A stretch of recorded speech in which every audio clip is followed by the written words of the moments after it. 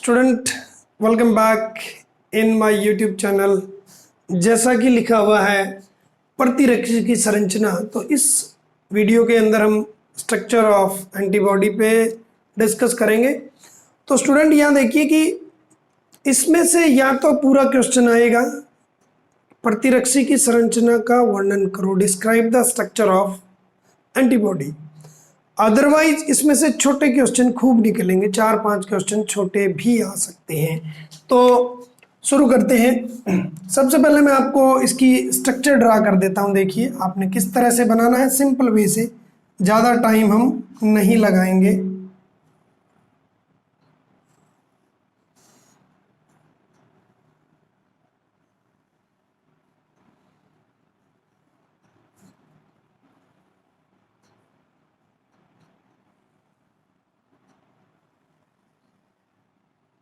देखिए इस तरह से बना लिया।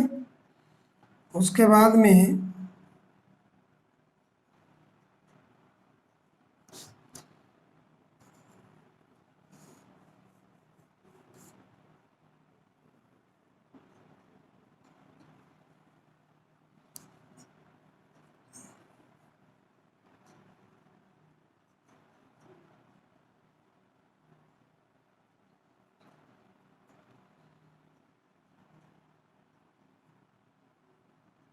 ये आपका डायग्राम बन गया। देखिए सबसे पहले तो मैं आपको यहाँ बताऊंगा कि पिछले वीडियो में भी क्या था, किया था हमने, कि ये क्या होता है।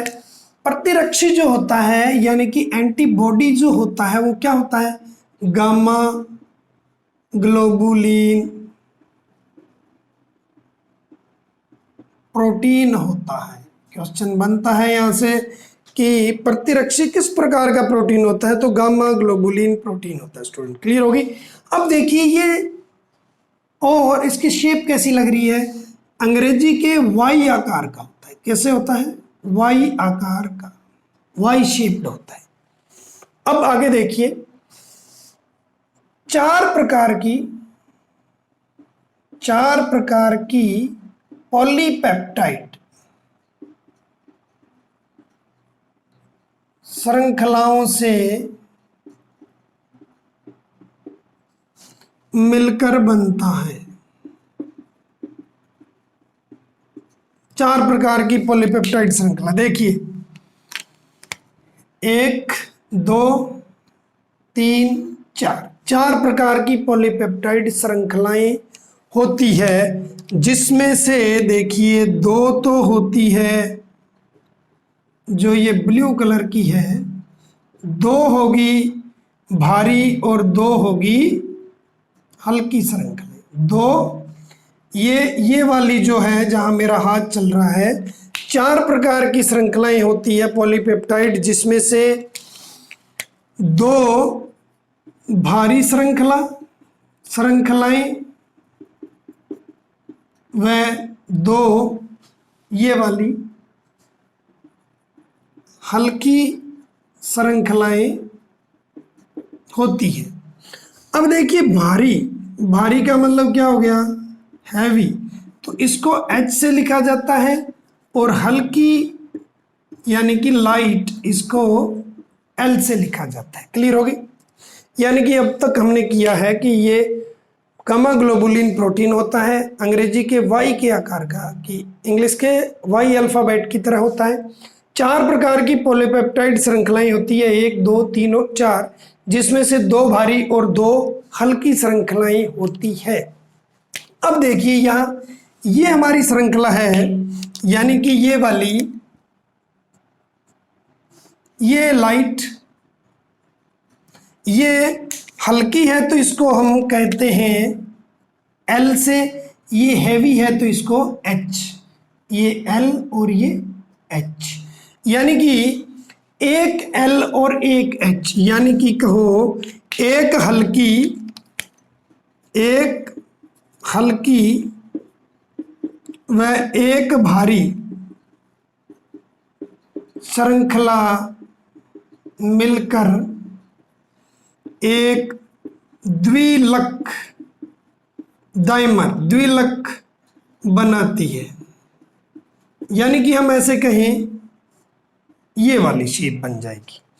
एक हल्की और एक भारी मिलकर के एक द्विलक बना दिया।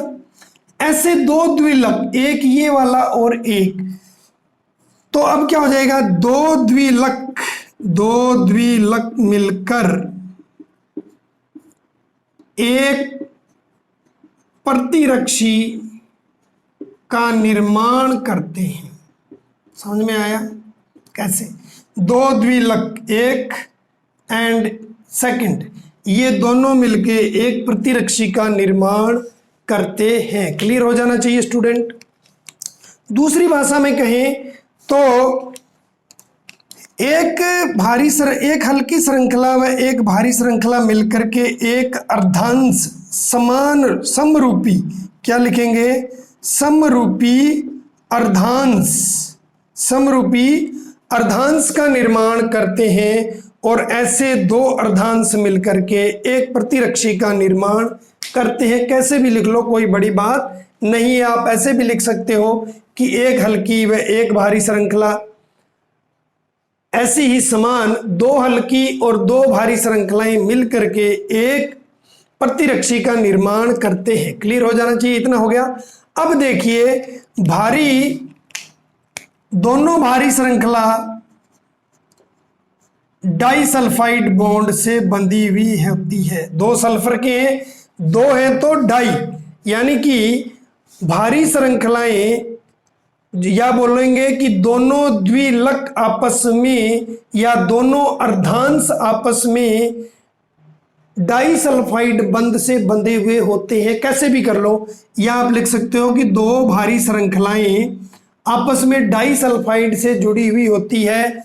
हल्की और भारी श्रृंखला भी डाइसल्फाइड से जुड़ी हुई होती है। इनके बीच में भी डाइसल्फाइड बॉन्ड होगा, इस तरह से होगा, यानी कि हल्की के बीच में भी सल्फाइड के बंध होते हैं। क्लियर होगी बात? इतने।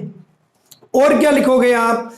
और इसमें कार्बोहाइड्रेट, यानी कि भारी श्रृंखला पर कार्बोहाइड्रेट की श्रृंखला जुड़ी हुई होती है। देखिए, भारी श्रृंखला पर, अब देखो यहां लिखा देता हूं कि भारी श्रृंखलाएं आपस में डाइसल्फाइड बंध द्वारा बंधी रहती है।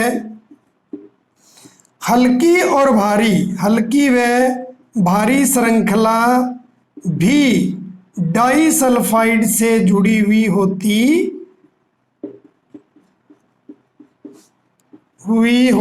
है। क्लियर हो गया? यानी कि देखिए, एल और ऐसे कर सकते हो, हैवी और हैवी दोनों के बीच में भी डाइसल्फाइड होगा। लाइट और हैवी के बीच में भी डाइसल्फाइड बंध होता है। इतना क्लियर हो जाना चाहिए स्टूडेंट। क्लियर हो गया इतना? इसको देख लो, और वैसे भी देख लेना, स्क्रीनशॉट की जरूरत नहीं है, बाद में आप इसको कर लेना, रिपीट करवा दूंगा मैं। देखो आगे नेक्स्ट करेंगे स्टूडेंट हम कि और क्या क्या चीज होती है इसकी श्रृंखला में, आप वर्णन करोगे तो कैसे करोगे। यहां तक रिपीट कर देता हूं। देखिए, 4 पॉलीपेप्टाइड श्रृंखलाएं होती है। एक भारी और एक हल्की श्रृंखला मिलकर के एक द्विलक का निर्माण करती है। और ऐसे दो द्विलक मिलकर के एक वाई के आकार के प्रतिरक्षी का निर्माण करते हैं। दोनों द्विलक आपस में डाइसल्फाइड बंध से जुड़े हुए होते हैं। या हम कहें कि भारी श्रृंखलाएं आपस में डाइसल्फाइड से जुड़ी होती है। तो इसी प्रकार हल्की और भारी श्रृंखला भी डाइसल्फाइड से जुड़ी हुई होती है। क्लियर हो जाना चाहिए इतना। उसके बाद में देखिए, इस पे कार्बोहाइड्रेट, भारी श्रृंखला पर, ये भारी है, कार्बोहाइड्रेट की श्रृंखला जुड़ी हुई होती है। इतना समझ में आ गया? उसके बाद में देखिए स्टूडेंट, ये वाला पोर्शन दिख रहा है आपको, ये वाला पोर्शन, तो ये क्या होता है, इसका अस्थिर भाग होता है और ये स्थिर भाग होता है। यहां एक चीज और करने वाली भाग है, ये COOH वाला भाग होता है, और ये वाला होता है स्टूडेंट NH2 पोर्शन, NH2, ये भी आप कर लेना। अब आगे देखो स्टूडेंट इसमें कि ये जो भारी श्रृंखला होती है, यहां इंपॉर्टेंट क्वेश्चन बन रहा है, बहुत इंपॉर्टेंट। ये जो भारी श्रृंखला होती है हैवी, ये वाली भारी श्रृंखला जो होती है वो 440 अमीनो एसिड से बनी हुई होती है, यानी कि 440 अमीनो एसिड, इसमें 440 अमीनो एसिड होते हैं भारी में, और हल्की में कितने हो जाएंगे 220 अमीनो एसिड श्रृंखला होती है। क्लियर हो जाना चाहिए स्टूडेंट। यानी कि यहाँ कहें कि अमीनो अम्लों से भारी श्रृंखला जो होती है वो 440 अमीनो अम्लों से बनी होती है, अमीनो अम्ल से, और हल्की होती है 220 अमीनो अम्ल से। ये वाला क्वेश्चन जो है वो इम्पोर्टेंट है आपके लिए। इसमें से एमिनो एसिड कर लो चाहे अमीनो अम्ल कर लो, एक ही बात है, एमिनो एसिड या अमीनो अम्ल, ये आ जाना चाहिए, ये इंपॉर्टेंट है स्टूडेंट। भारी श्रृंखला 440 अमीनो अम्ल से बनी होती है, हल्की श्रृंखला 220 अमीनो अम्ल से बनी हुई होती है। क्लियर हो गया। अब देखिए कि आपको पहले भी बताया था कि ये हमारा जो एक प्रतिजन है स्टूडेंट, इसका मैं इतना भाग बनाऊं, मान लो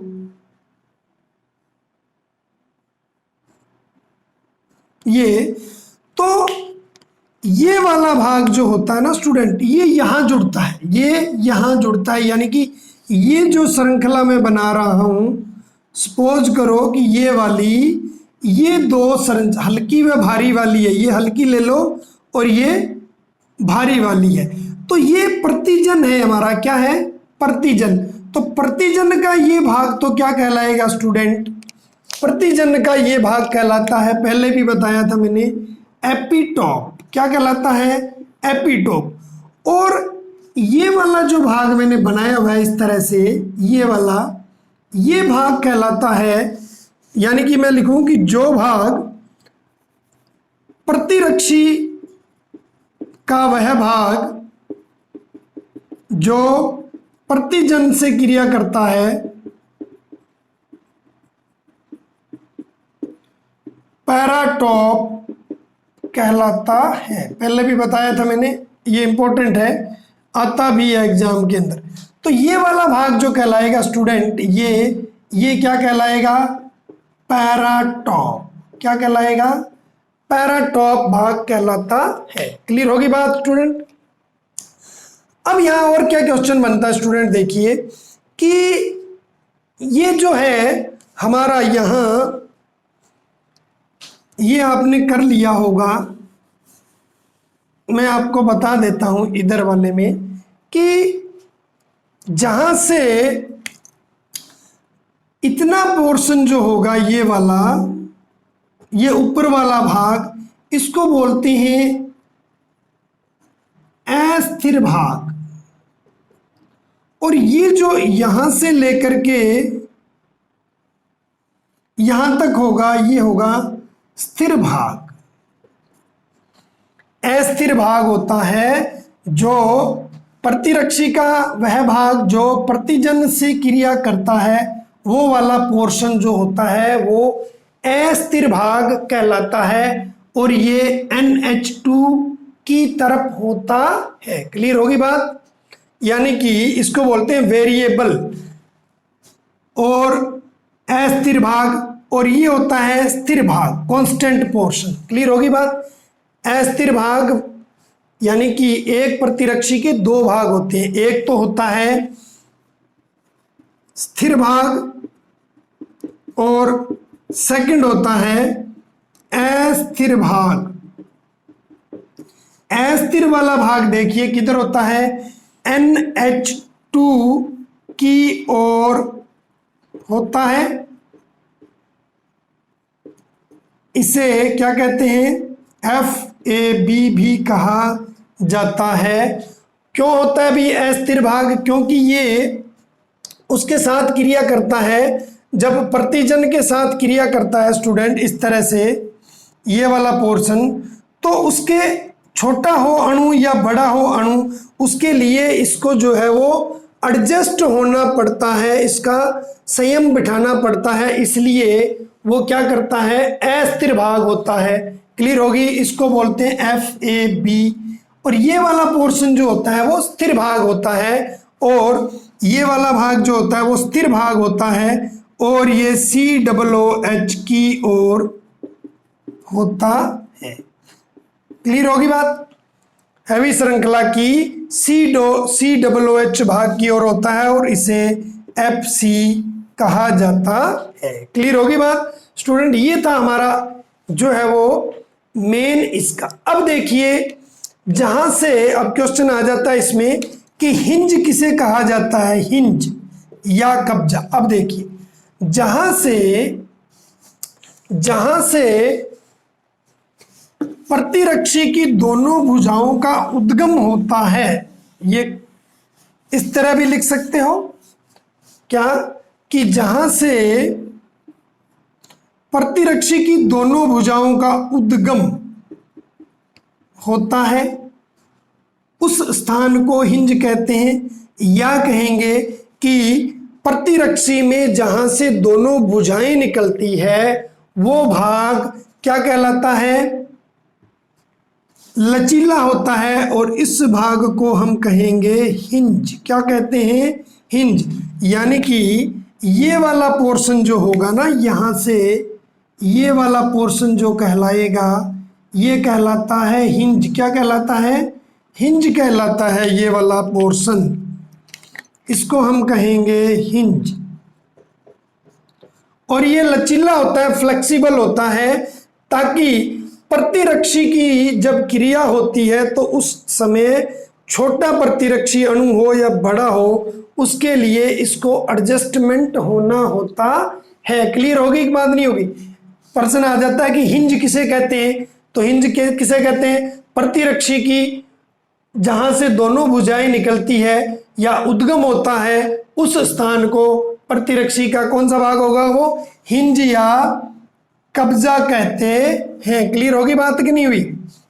अब देखिए ये तो हो गया स्टूडेंट आपका इसकी संरचना प्रतिरक्षी की। दोबारा रिपीट कराता हूं, एक बार देखते रहिए कि यह 4 पॉलीपेप्टाइड श्रृंखलाओं से बना होता है, इसको Y आकार का होता है, एक हल्की व एक भारी श्रृंखला मिलकर के एक द्विलक बनाती है, और इस प्रकार के 2 द्विलक या अर्धांश मिलकर के एक प्रतिरक्षी, एक एंटीबॉडी का निर्माण करते हैं। और दोनों यानी कि इसकी श्रृंखलाएं आपस में कह लो, या 2 भारी श्रृंखलाएं आपस में डाइसल्फाइड, ये कौन सा बंध है,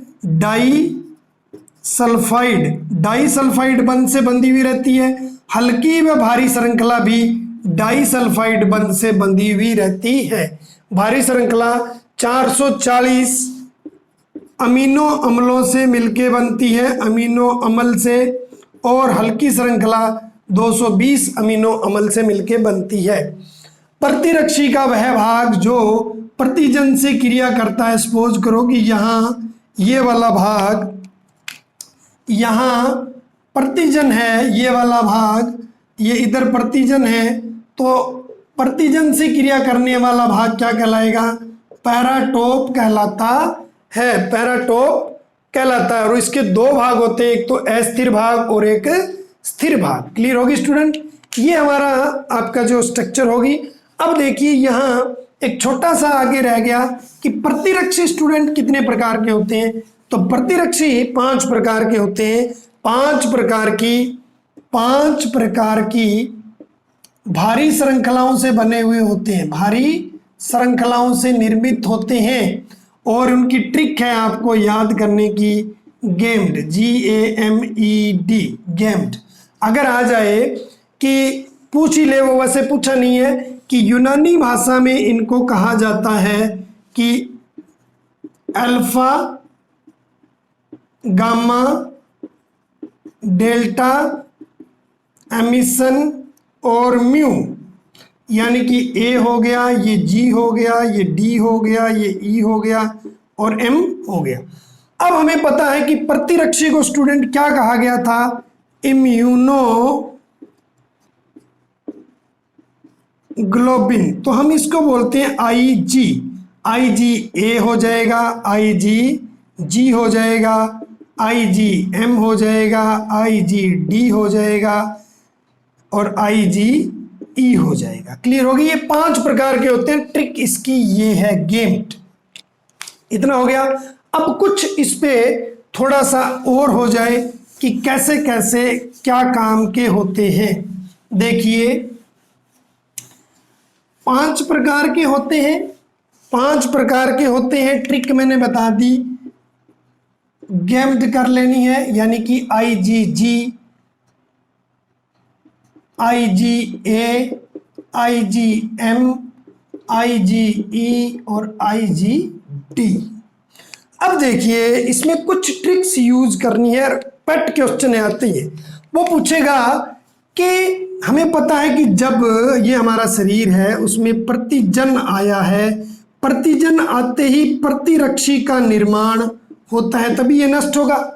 तो ये प्रवेश करता है जब स्टूडेंट, इनमें से पहला प्रतिजन का उत्पादन, पहले प्रतिजन का उत्पादन हो, प्रतिरक्षी का उत्पादन होता है, वो इनमें से कौन सा है? तो शब्द जहां आ जाए उत्पादन, तो याद रखना ट्रिक मैन्युफैक्चर। उत्पादन का मतलब क्या होता है?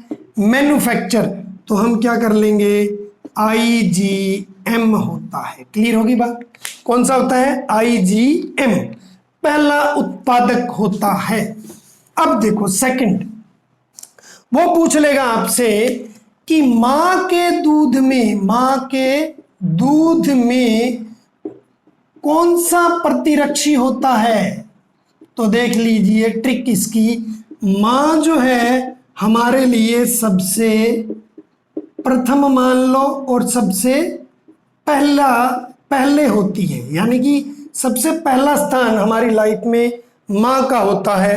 तो इंग्लिश के अंदर पहला अल्फाबेट, पहला अक्षर है ए, तो वो बन जाएगा आई जी ए। और इसी को ही बोलते हैं कि वो कौन सी प्रतिरक्षी होती है जो शिशु की सुरक्षा प्रदान करती है, तो शिशु की सुरक्षा भी आई जी ए करती है। क्लियर होगी स्टूडेंट ये बात?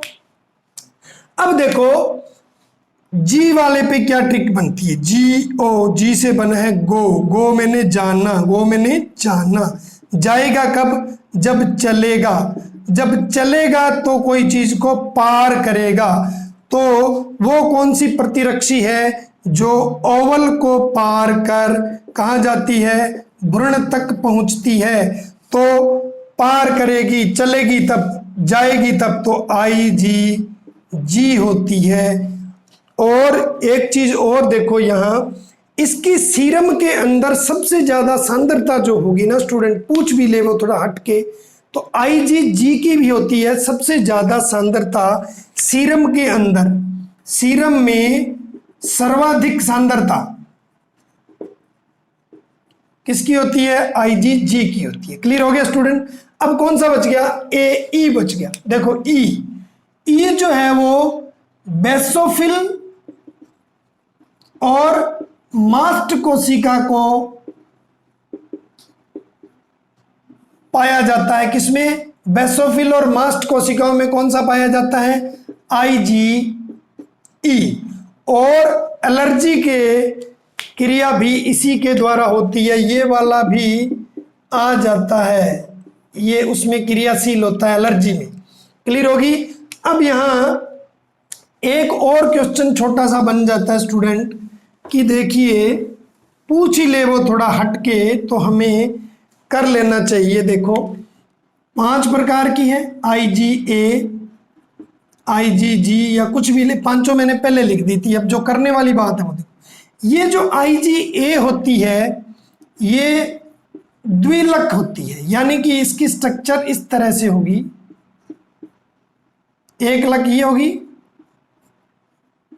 ये द्विलक होती है, इस तरह से इसकी स्ट्रक्चर होती है, ये इनका जॉइंट प्लेस होता है, ठीक है। और एक में फर्क है, दूसरी है IgM। अब देखो M जो होती है वो पंचलक होती है, यानी कि इस तरह से होगी वो इसमें भी होता है, एक आ जाता है क्वेश्चन कि कौन सी प्रतिरक्षी द्विलक है, निम्न में से कौन सी द्विलक है, या चित्र दे दिया जाएगा। 5 लक, 5 लक में क्या करोगे आप, 1 और ये 2, ये 3, ये 4 और ये 5। इस तरह से वो पंचलक होती है, पंचलक M होती है, और बाकी सभी जो बच गई वो सारी क्या होती है, एक लक हो। क्लियर होगी, ये दो ही याद करनी है, AM ये द्विलक होती है और ये होती है पंचलक स्टूडेंट। तो इनमें से कोई क्वेश्चन बाहर नहीं आएगा स्टूडेंट, पूरा वीडियो देखोगे तो रट्टा लगाने की जरूरत नहीं होगी, और मैं दावा करता हूं कि कोई भी क्वेश्चन बाहर नहीं जाएगा। कई वीडियो आपने देखे होंगे, दुनिया भर का कचरा उनमें मिल जाएगा, लेकिन अपने टू द पॉइंट किया है ताकि आपको कंफ्यूजन न हो। तो मेरे साथ बने रहने के लिए आपका बहुत बहुत धन्यवाद। Thanks a lot.